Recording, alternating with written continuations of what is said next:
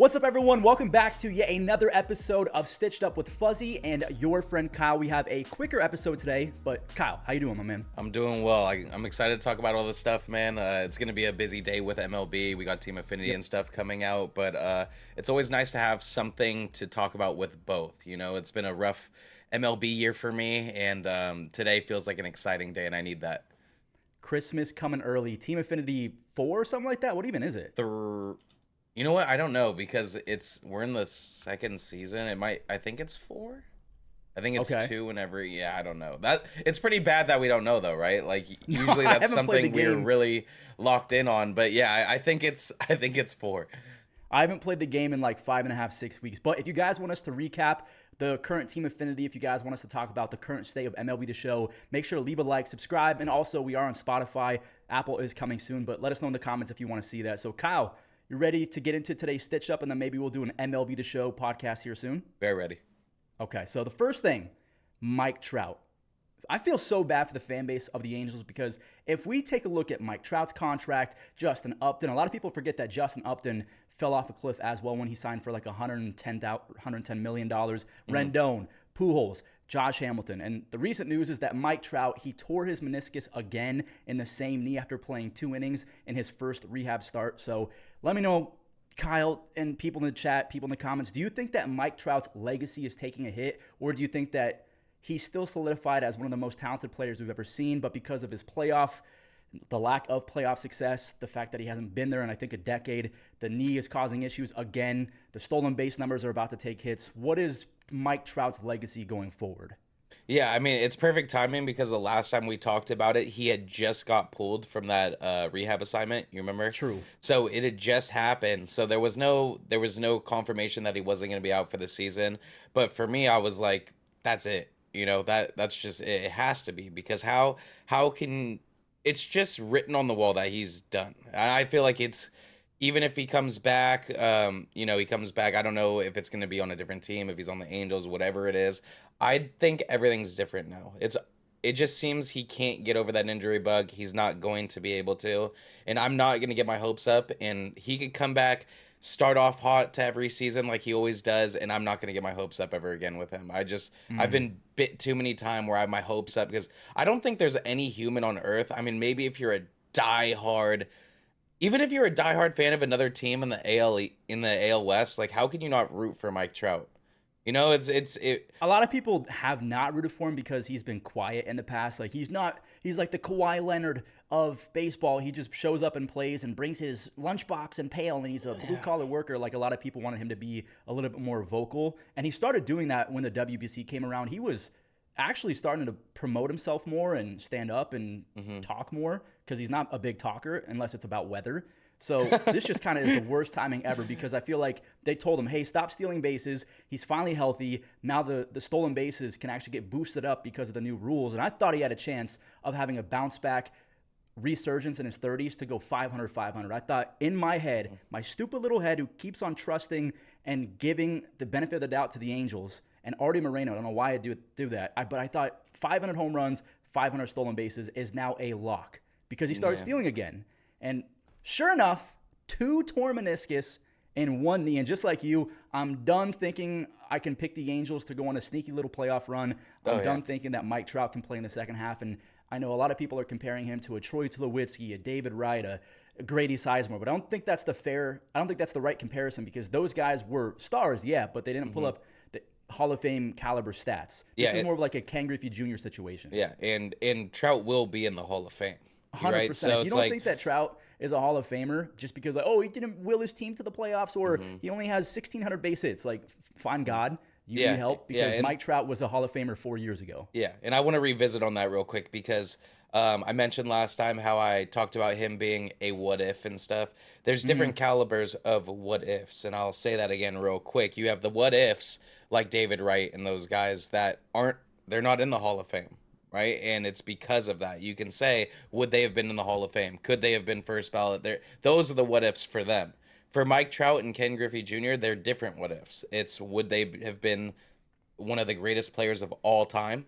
Right, like would they have been the GOAT? Because you look at both of them, it's generational talent. Like it's with Mike Trout, you look at what he did in the short amount of time that he's done it, and it's hard to argue that he wouldn't have been one of the greatest ever. Right. Same So with Mickey Mantle. yep, and that's the what ifs we have for them is in as long as you have a hypothetical situation of, well, if he was healthy, could this have happened? That makes them technically a what if guy. And Right. you could dislike the term, but that's just how it is, man. That's the truth. So that's what Mike Trout is becoming, and it makes me very sad because I mean, we have some awesome talent. We have Aaron Judge, we have Bobby Witt, we have guys we get to watch, but we spent so much time watching Mike Trout and wondering where is this career going to end up, and now we see like it's just it'll be a guess. We don't know. Yeah, it's really sad how it shifted from, is he going to get it done in the playoffs? Are they finally going to make the playoffs too? Yep. Oh my God, what is happening to the remainder of his career? Because since 2021 or 2022, he's played in 41 total second half games. My mind was blown That's when I crazy. saw that he played in 0 second half games this year, 1 in 2023, 41 or 40 in 2022, and then 0 in 2021. That blew my mind. And it's crazy that we're talking about this because today is Grady Sizemore's birthday, and he's one of the biggest what-if players of all time. Yeah. Now we're talking about Mike Trout.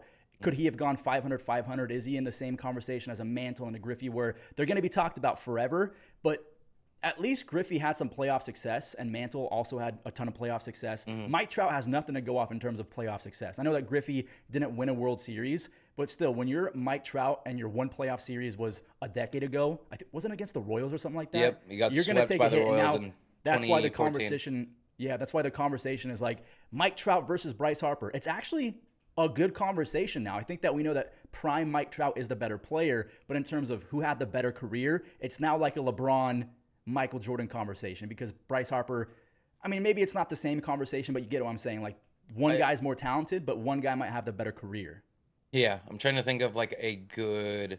I mean, it would almost be like, I don't want to disrespect Mike Trout by. Sorry. God I don't. bless you. Thank you. That was a big one. I don't want to disrespect Mike Trout by like giving him a crazy comparison, like, but it's almost becoming a thing where it's like like a Bo Jackson, where it's like one of the most talented athletes you've ever seen, but That hip, right? injury didn't get to play football how he was supposed to, and then comparing him to somebody who obviously wasn't as talented but was more durable throughout their career and ended up being a better investment for a team, right? So I think at the end of the day, the Phillies and the Nationals, they'll be more happy that they had a guy like Bryce Harper because he was able to show up more and do more and be clutch in clutch situations. And it's not Mike Trout's fault in any of this. Mike Trout can't control. Obviously, he doesn't want to be hurt. If the Angels should have done a better job putting him in a situation to be able to make playoffs, I think.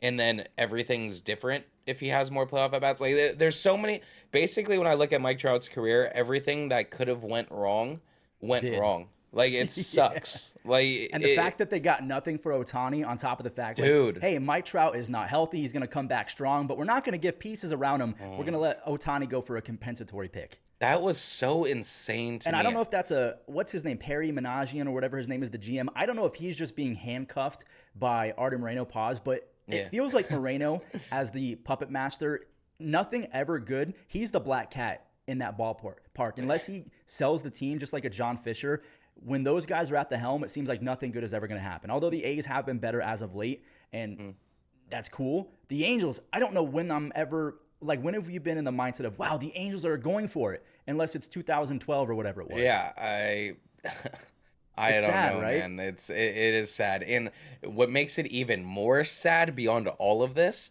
is when you look at the farm system rankings in the MLB and you see the Angels are legit dead last. Yeah, and the Mike Trout knee news comes on the after Rendon's on the IL, and a lot of fans are upset that they didn't trade Tyler Anderson, Taylor Ward, and Luis Rengifo for some future pieces to build around that Carlos Estevez trade, because they actually got some good players from the Phillies in that Estevez trade, and they got a big package for Luis Garcia as well, the relief pitcher.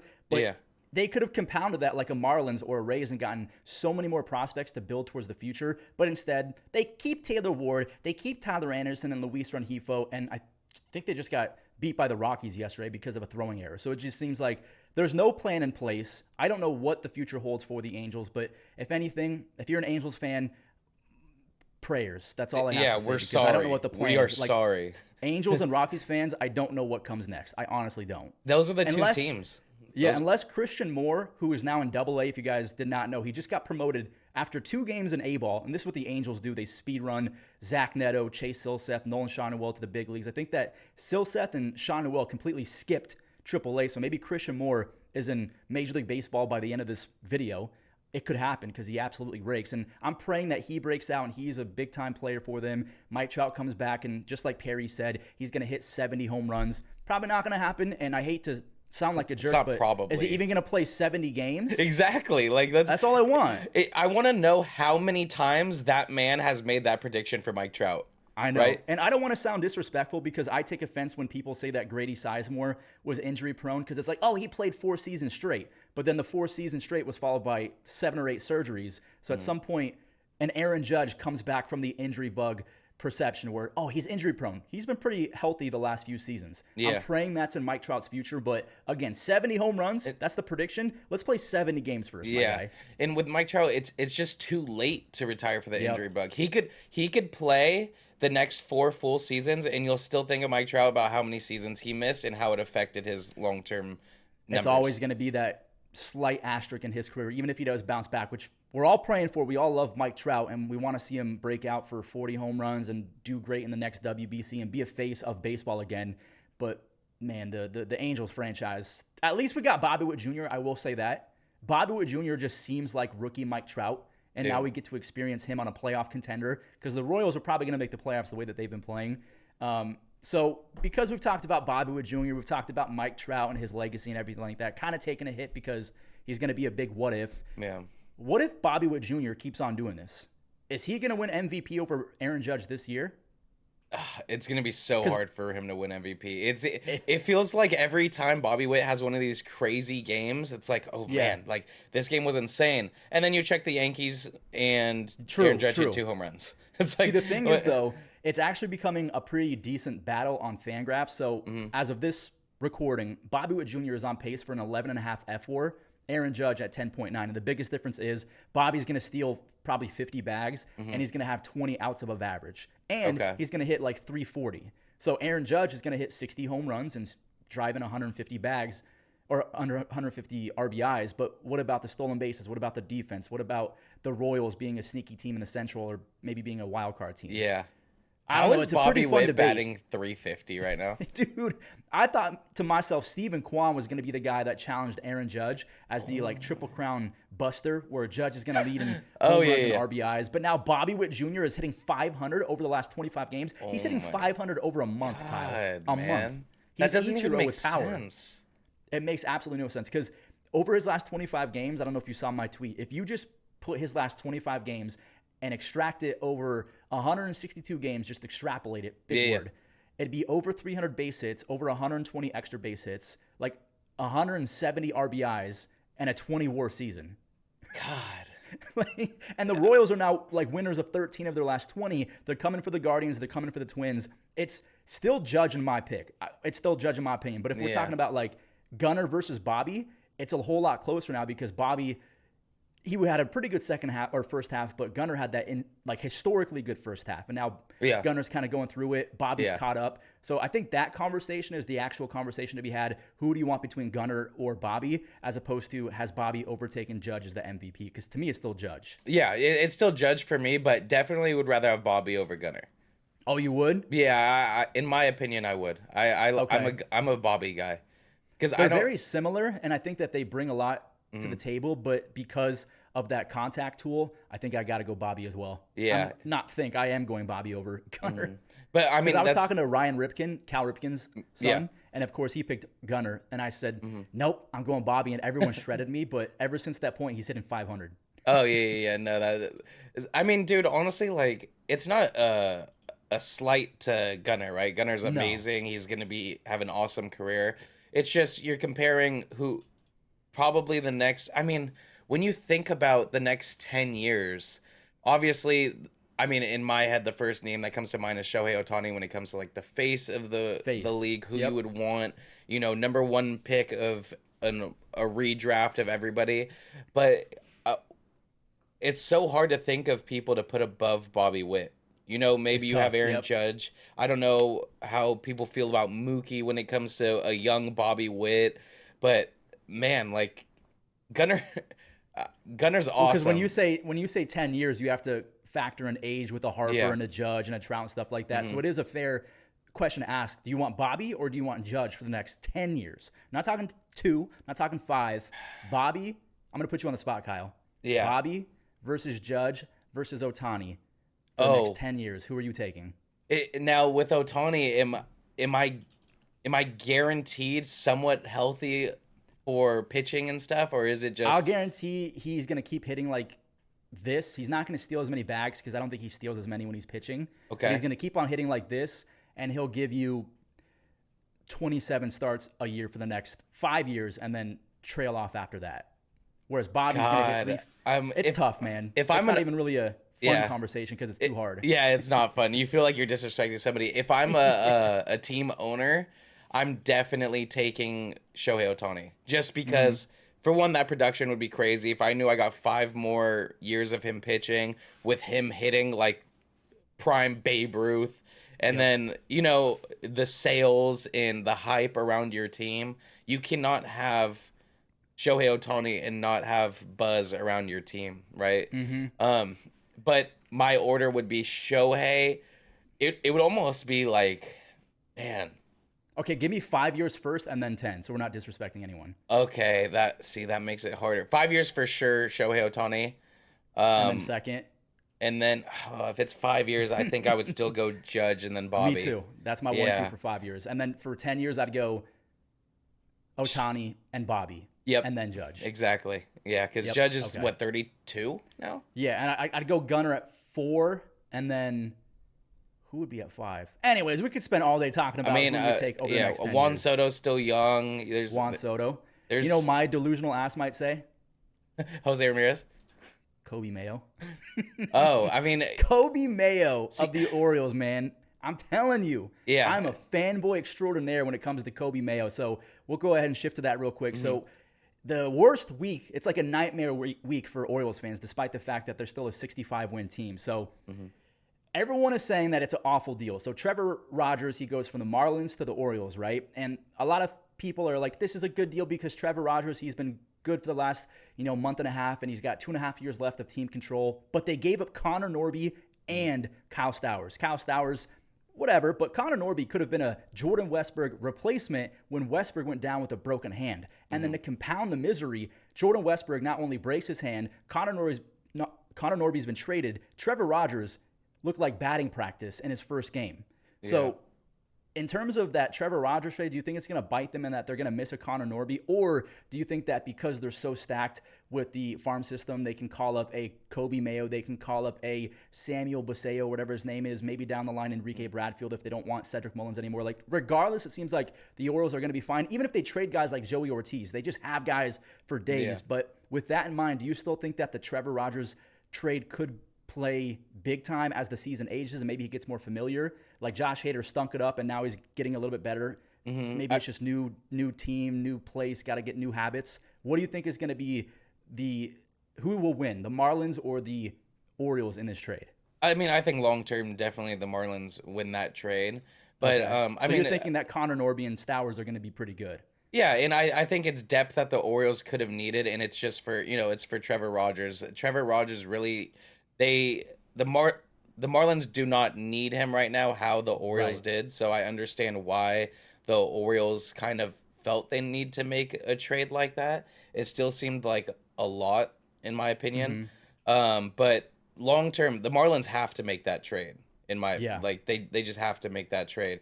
And for the Orioles, I don't. It sucks because if Jordan Westburg doesn't break his hand, then we're having a total different discussion, right? Because you're not worried about the depth and stuff. They have Jackson Holiday up now. I mean, he had the grand slam. Hopefully, he can. That was fun. Yeah, he needed that too, man. That's you. When you come up, I can only imagine. I tried to put myself in his shoes. coming up that first time and having that much of a stinker, it Yeah. has to play a huge Humbles you, right? oh man, I would just have so much anxiety going up the second time, because then you start thinking, like, remember what Jared Kelnick, when that was happening with him, Oh it was yeah. like, man, how many more chances do you give the guy? Maybe he just can't Mm-hmm. hit in the big leagues.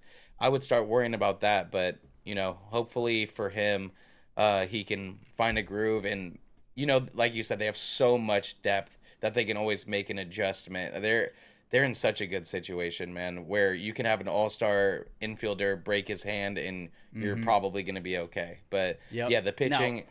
Go ahead. yeah.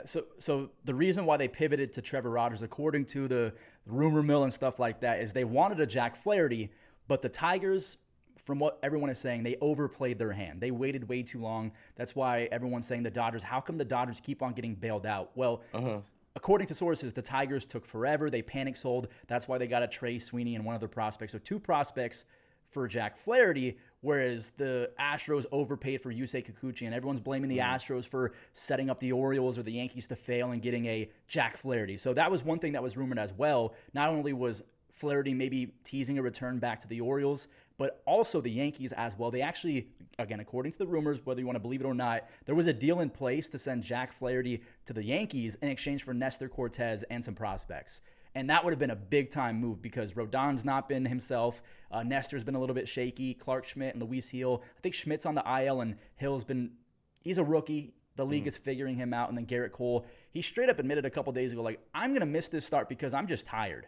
And everyone's like, Oh wow. what does that really translate to? So that would have been a perfect move, in my opinion, because Nestor, love the guy. I think his gimmicks are getting a little bit old. Like, you can't do your little twisty, I'm taking Dude. 5 seconds to pitch when you have a 4.5 ERA. Like, it's just Yeah. getting old for me. Maybe a fresh start would have been good for him. And Jack Flaherty with his strikeout stuff, that would have been sick. So if they had gotten Jack Flaherty, I think I would have picked them to go win the East over the Orioles. But I guess for right now, I know I'm throwing a lot at you. What do you make of the Yankees canceling the Flaherty trade based off medical reviews? And if they had gotten him, do you think that they would have been better suited, maybe even over a Jazz? Even though Jazz has been insane, do you think they need more pitching or hitting to catch up to the Orioles, even though they're tied right now? Yeah, I mean, man, it feels like once it comes to like a playoff situation, they're gonna need both to overcome the Orioles.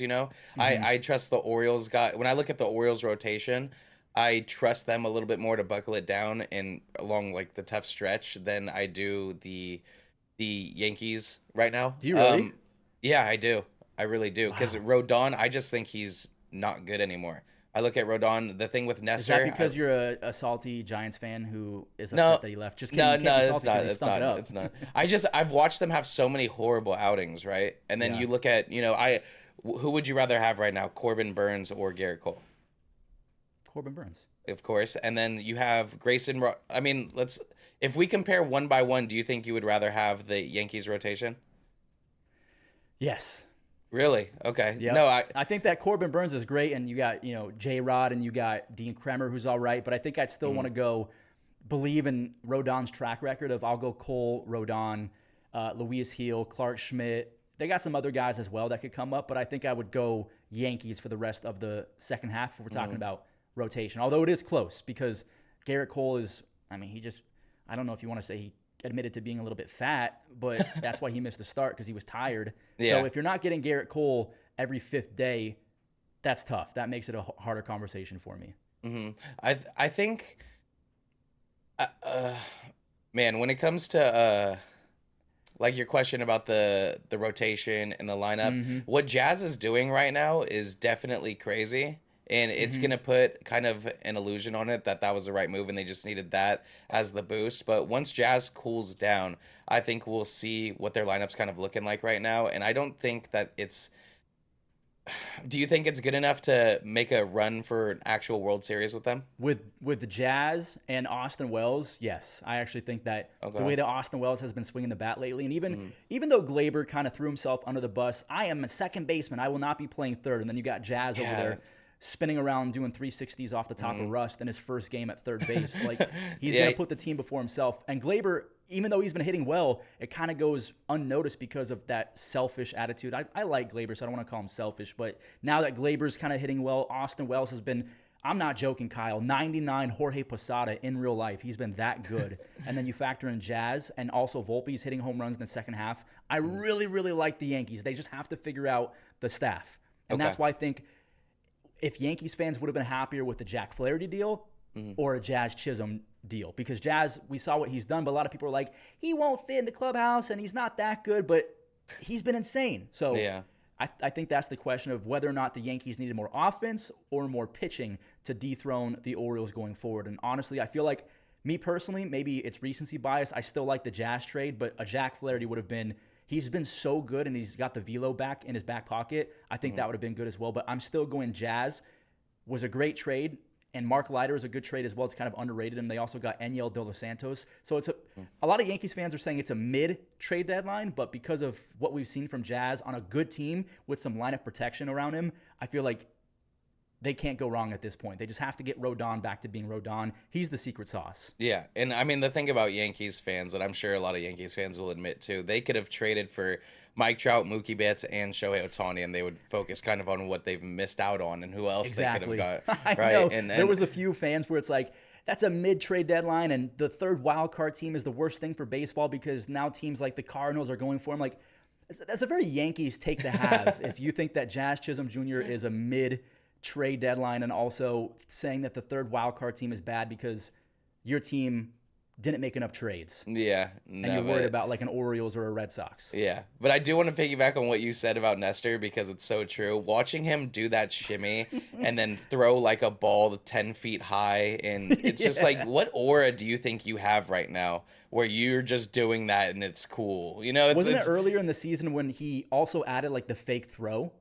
Remember, he did that little twisty, he starts the windup and then he pretends to throw it, takes it back, and then throws. Do you remember that? Yeah, I do remember that. I'm not a big Nestor guy.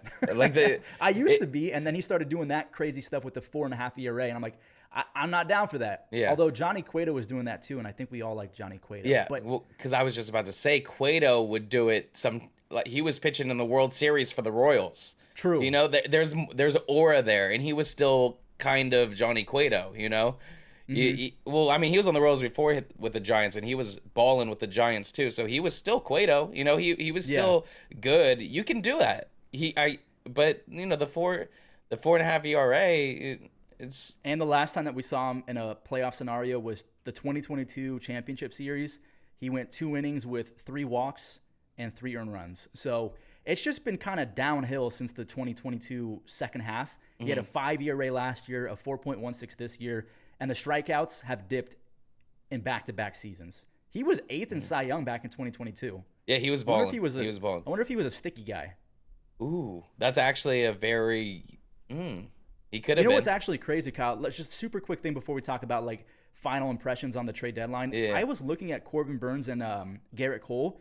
Corbin Burns went from a 12.6 strikeouts per 9 to an 8.3 strikeouts per 9 this year. But at least he's got the 2.4 ERA, right? Yeah. But what the hell is happening to the spin rate of these guys? Garrett Cole, when he was with the Astros, a 13.8 strikeouts per 9 in 2019. He's got a 9.8 strikeouts per 9 this year, which is still pretty good. Don't get me wrong. 38 strikeouts in 35 innings, but 13.8 to 9.8. Maybe it's just attrition and father time. But, man, the spin rate for a lot of these guys has just fallen off a cliff. Even Bieber. Now, luckily, a lot of these guys are figuring out how to repitch. Yeah. But I feel like that could be a podcast in itself, talking about before and after the sticky stuff. Yeah, that would be a fun one if you guys want to see that. Yeah, I think we kind of have an idea of who the sticky guys were too, right? But yeah, maybe we don't want to get sued. It's just analyzing, right? We can't get sued for comparing numbers here against numbers then, but it's so noticeable that it's alarming. Right, yep. Like it's very noticeable, and you know it is what it is, man. You got certain guys though that are still pitching well. I mean, Corbin Burns, strikeout stuff's down, but he's still an elite pitcher. So, the funniest one to me, I know one more side rant. The funniest one was James Karinchak. It gets banned, and he goes from a 17.7 strikeouts per 9 to 12.7, as if that's really bad. Oh my gosh! When you're striking out 18 guys per 9, I think that you can dip a little bit. Yeah. But all right, so sorry, random tangent. We're gonna do that from time to time. No, that's how it is. So Team Affinity is about to come out, so we're going to wrap this up real quick. I guess my final question for you, Kyle, is trade deadline winners and losers. Do you think that the Yankees did enough to secure a W? What about the Orioles? The Guardians got a Lane Thomas and an Alex Cobb. I don't remember exactly how good Alex Cobb was last year. I think he was decent for you guys, and now he's with us. Giants, they trade away Jorge Soler, but then they trade for Mark Canha. The Angels don't trade their 3 guys. So if off the top of your head, I know we're kind of doing this on the fly, do you have a set winner in your mind? Do you have some losers, maybe some guys that they're losers in terms of their fan base right now because they traded everyone, but maybe going forward they got so many prospects that you're actually a winner as a franchise because you're going to be better pretty soon because you got so many pieces back? So I'm going to go my biggest winner are the Marlins. I feel like I know what you're going to say. I knew it. I knew that you were going to say the Marlins. Look at Peter Bendix completely shifting his public perception because everyone hated that guy. They was like, nerd, that guy's a nerd. How'd he get the job? And now he's like, a genius. Dude, I'm just a guy where it's like, man, if you're bad, be bad but efficient, right? Like every year can be efficient in a way. Where if you're rebuilding, find ways to rebuild, find ways to dump some money, find ways to get guys that can grow in your organization be better, get rid of the guys that you have on a short term that you're not going to need. The Marlins just did that very well, I feel like. They just dropped, I mean, when you think of Trevor Rogers and Tanner Scott, and you're not thinking, I mean, Jazz is a little bit of a bigger name, obviously, but you're not thinking, oh man, come the trade deadline, where are these guys going to go? Right? Like, you're not really thinking about it. And they just got a ton back for these guys. So they subtracted, so they gave away Tanner Scott, Jazz Chisholm, Josh Bell, Brian De La Cruz, Trevor Rogers, AJ Puck, Huascar Brazoban, JT Chargois, I think that's how you say his last name, and Brian Hoeing. So over 25% of their active roster has been traded. And in return, you got guys like Arabi Snelling and Adam Mazar, Connor Norby, Augustin Ramirez, Davision De Los Santos. You got some Jared Cerner from the Yankees. You have an Andrew Pintar, who I like, Kyle Stowers. There's a lot of good pieces in that trade. Yeah. Or and trades, then, I should say. Well, I'll ask you first. Who's your number one winner or loser? Man, my number one, I think I don't want to say the Rays because I do like Morel. A lot of people wrote him off despite the fact that his first half was fairly unlucky, so I don't mind replacing Izak with Morel, but I just hate the fact that they keep trading faces of the franchise, and my delusional self wants to say the Guardians because I just love Lane Thomas, and I think that Alex Cobb can be a great add to a playoff contending first-place team. But I think with all that being said, I'm still going to give it to the Yankees because they have Jazz for not only this season, they have it for the next few seasons as well. So if they pivoted and they saved the Soto money, they can go grab 4 or 5 other guys and in combination with Jazz. I don't think that they're going to do that, but I'd probably give the Yankees the W right now just because recency bias. I've seen the effect already. They're completely flawless in the Jazz Chisholm era. I think they're 4-0 or 5-0, so I give it to the Yankees right now, but I do agree with you. I like what the Marlins have done, just completely retooling and sticking to their plan and giving Peter Bendix the benefit of the doubt after he got put through the ringer after Kim Ng lost her job. Yeah. So I feel like I'm with you that if you say the Marlins were the winners, I know it doesn't make sense because they're going to be so bad. Yeah, but going forward, they're going to be pretty good. I'll agree with you on the Guardians. I have to agree with you on that. And for the Yankees, I do agree that they did what they had to do to get some people. I mean, they did become better. There's no doubt about that. I'm just thinking of the Guardians, those 2 moves, getting Lane Thomas, getting so you have some other big deals like let's talk about Jorge Soler going to the Braves. That's a big-time add as well. The Pirates, they get Brian De La Cruz and Isaiah Kiner-Falefa. They're going for a playoff spot. The Dodgers, I don't know if I already said it, Jack Flaherty, Kevin Kiermaier, Ahmed Rosario. I despise Ahmed Rosario, so I'm not going to give him a winner. Like, even though he's hitting 300, he's the biggest empty calorie hitter I've ever seen. So there were so many trades. There was 30-plus trades, but it's not like there was a superstar that was traded. Usually it's a Juan Soto or it's a Joey Gallo was a star. I think that people will have, revisionist history, but he was a star at the time that he was traded. Back in the day, Trey Turner and Max Scherzer. So there wasn't a superstar deal per se, but a lot of small wins for a lot of clubs. But also 2 guys you forgot for the Dodgers, Michael Kopech and Tommy Edman. Oh, that's right. We saw what they had a good trade deadline. Yep. Actually, that's a pretty good trade deadline as well. Yeah. And the fact that they only had to give up two pieces for Jack Flaherty. He is a free agent after 2025, so I don't think he was ever going to get like a top one prospect in baseball from any team. But yeah, I feel like there's a lot of small W's, but in terms of like the winner, again, I want to give it to the Guardians because Lane Thomas was like a gift from the baseball gods, a perfect, like the most perfect addition. And then adding Alex Cobb with Gavin Williams being on fire lately. I'm actually a super happy Guardians fan, but if you say Yankees, if you say Marlins, I won't be mad at you. No, I mean, I think all the And guys the we Orioles, mentioned. the Orioles, even though they traded away some prospects, they got Eloy Jimenez, they got Trevor Rogers, they got some bullpen pieces in Gregory Soto and Sir Anthony Dominguez. So they are good. Like, it was a decent deadline, but the overpay kind of ruins it. Yeah, I think it does. It definitely makes it look like they lost more than they won. But as long as they can do what they got to do and they feel they got better and they perform better, then you're a winner, right? They have so much depth and so much stuff long term. They can afford to lose a trade if it makes them better, right? What about this one? What about this one? Do you think the Astros getting Yusei despite overpaying was a W? Yeah. Okay. I do, because I just think they he's also going to got help them a Caleb lot. Ferguson from the Yankees. One more deal from them. What was that? They also got Caleb Ferguson from the Yankees, so they got Yusei and Caleb, so two lefties to compete in the AL West. Yeah, no, with the Astros in that situation, I didn't think it was as bad as other people did, just for what they needed at that time. It's like, I think of it like when you're in a fantasy league, right? And you have so much depth on your bench and you're about to win a fantasy championship and you know your team's that good, and you have some guys that you never use. It's like, you know what? Let me go ahead and trade them for one piece, and this person can think that they won because they probably did win value-wise, but I'm getting the piece that I know is going to put me over the top. Okay, that's fair. Yeah, so that's how I feel when I think about some of these teams. Like for the Orioles, I mean, it's so crazy how bad they would have to mess up their situation. Because you just have such a stacked team right now. You have superstars. You have one of the best players in the world that is so young. He's going to be with you forever in Gunnar. And then you have one of the best farm systems still.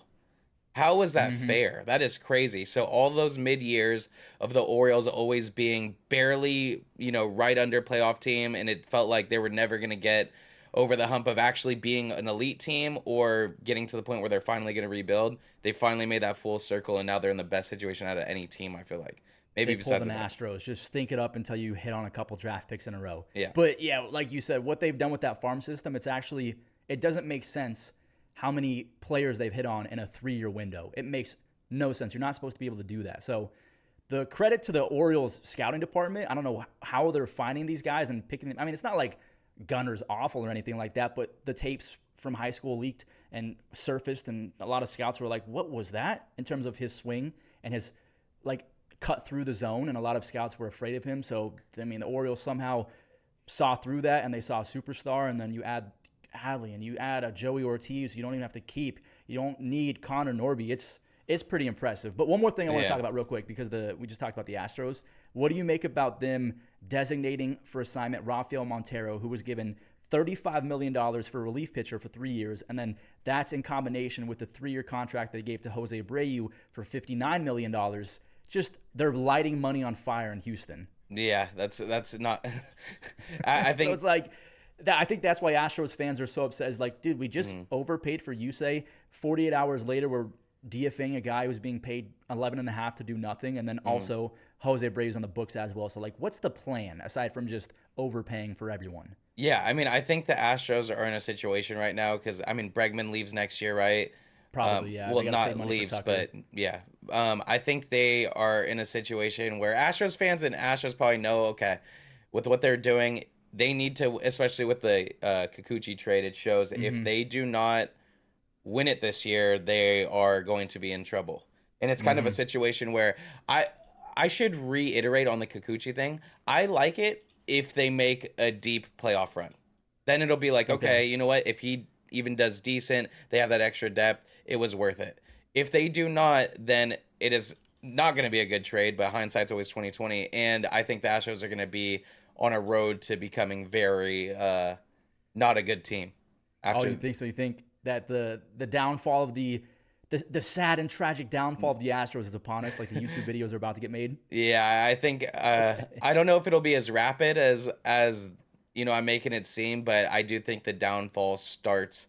I mean, the They're thing the with the inverse. They're Astros. the inverse of the Angels for me. I don't trust the Angels anymore, and I can't do anything but trust the Astros. No, I agree. I agree. That's why I'm saying for this year. That's why I Okay. said at immediate thought, it's just like, oh, they got Kikuchi. Yeah, he'll help them in the World Series because they just always Oh, make wow. it. It's like they always, for some reason, are just like, you know what? Let's just make the World Series. Every year, we're like, oh, is it going to be Dodgers versus Yankees? Is it going to Right. be Dodgers versus, and it's just like, no, the Astros are going to win the World Series. Yep. Like, how Yep. does it happen?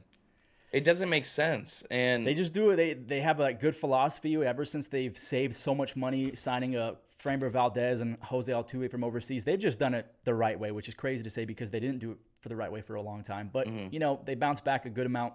I don't know if people still hold 2017 against them because they've won after that. yeah, So that was an I don't know, important win in 2022, It was. especially against the Phillies. Like that's to show they don't have to cheat. And then like we talked about, I mean, they were better on the road in the year that they were cheating. So they were still elite. I don't know. But yeah, I do think the downfall is coming, and it's inevitable, right? They've been good for so long, it has to. But yeah, it's been a dominant. You know what? I don't know. Would you even say it's dominant? Would you consider them like like a dynastic team. Yeah, I they would only say got so. Like a 2. lot of people say you have to win 3 to be considered a dynasty. Like the Chiefs are a dynasty now, or the Giants, your Giants back in the day were a dynasty. I still want to give the Astros the title of dynasty because they made so many ALCSs in a row. I Yeah. kind of want to give it to them. And I'm leaning towards that, but I guess the true dynastic phrase means 3. It's tough. it's just You guys about have to whether let us know that's in an the actual comments. definition or not, right? Right, like is it just the accepted, like, oh, pitchers shouldn't throw 100? Well, where's the science behind that? It's just like the accepted thing that we do as baseball Yeah. coaches and baseball minds. You can't go past Yeah. 100. Like It all- dynasty, is it 2? Is it 3? Is it 5 semifinals or 7 semifinals in a row? Like, does that mean anything? But from my perspective, I've heard it's just 3 championships in like 5 to 7 years. Yeah, okay. I mean, it is funny because all of this probably started with one just drunk dude at the bar saying some shit, and then everybody's like, "Yeah, that's what it'll be." And now it's just like dynasties are 3 years. Right, But right. yeah. Well, hey, speaking of dynasty, man, you got to go. Oh, it's it. Oh, yeah, You yeah, got yeah. some The Team Diamond Infinity Dynasty on your stuff's hands. out. Yep. Team Infinity. Yep. That's weird. Nobody in my chat spammed it, except Because that we're they having did. so much fun. Yeah, but yeah. I'm excited for that. It's nice to actually feel excited for a content drop for once. I don't know yet whether it's good or not. I haven't seen. I'm really hoping it is, but you know, I'm gonna need to rely on you because, like, I know I do a lot of like the baseball topics and stuff, but you guys have to carry me for the tomorrow's podcast if we do one, kind of judging whether or not MLB The Show has been saved or what the future is based off this drop. Oh. So if you got me, that would. Be I a would lot of fun. love to talk about that. I Okay, really so would. if you guys, let's see if we get to like 300 likes or something crazy like Mm-hmm. that. I don't care if we don't get 300 likes. We're still going to do it. I haven't played MLB The Show in a while, but that pretty much does it for today's little, I almost said recap. This is not my main channel. For today's Stitched Up podcast, we talked about a lot today. I know it was kind of a faster, more sporadic podcast, Mm-hmm. but we have some stuff to do. So Kyle, any final words? Please make sure that you guys are subscribed if you are here, because I really appreciate it. I mean, we're going to be putting in a lot of work into this channel, and I know we fell off a little bit with the kind of the downfall of MLB and all of that. It was hard for us to really get together and do it, but we have so much fun doing it. It's not going to stop. So you guys hit that subscribe. We appreciate you guys watching every time, and yeah, let us know in the comments if you agree or disagree with any of the points that we ever make. You know, Yep. we love it. All right, guys. Thanks for watching. Be safe. All right, guys.